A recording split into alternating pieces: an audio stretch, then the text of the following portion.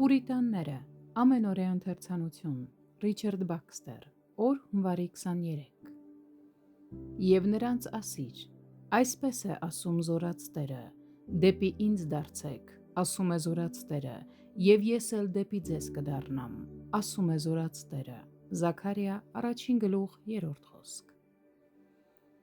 Աստծո խոստումն է, որ ամբարիշտը պիտի ապրի, եթե միայն նա դարձի գա, անկեղծորեն և ամբողջովին դարձի գա։ Այստեղ Տերը բացահայտ հայտնում է, թե ինչն է իրեն հաճելի, և դա, որ ամբարիշտը դարձի գա և ապրի։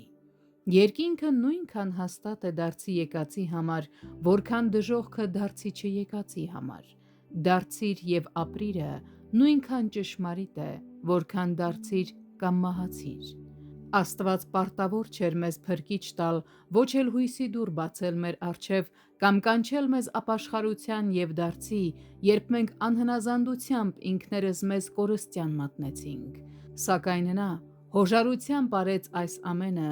իր ողորմությունը փառավորելու համար։ Սիրելիներ, հասկացեք, որ ես հուսահատություն չեմ քարոզում, այլ ողորմություն։ Միթե մենք փակել ենք ողորմության դուռը ձեր առաջ, ախ երանի թե դուք ինքներդ չփակեիք այն ձեր առջև։ Ասել ենք երբևէ, թե Աստված ձեզ ողորմություն չի ցուցաբերի, եթե դուք դարձի գաք և սրբագործվեք։ Երբ եք լսել որևէ քարոզչից նման խոսքեր։ Դուք, որ հարձակվում եք կոպիտ խոսքերով ավետարանի քարոզիչների վրա, ասելով, թե նրանք հուսահատություն են քարոզում, որովհետև ցանկանում են ձեզ դժոխքից հեռու պահել,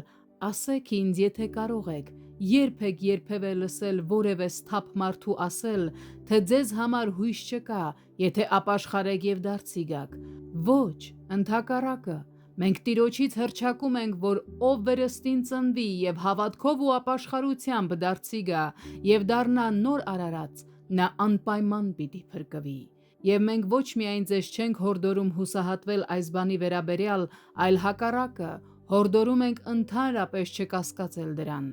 Կյանքն է, ոչ թե մահը, որ մեր պատգամի առաջին մասն է ձեզ համար։ Մեր առաքելությունն է փրկություն քարոզել, անսասան փրկություն, շուտափույթ, փառավոր և հավիտենական փրկություն,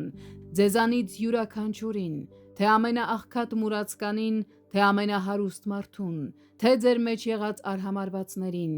անգամ հարբեցողներին, անպատվողներին, աշխարհիկներին, գողերին և այո, նույնիսկ սուրբ փրկության ճանապարհը արհամարհողներին ու ծաղրողներին։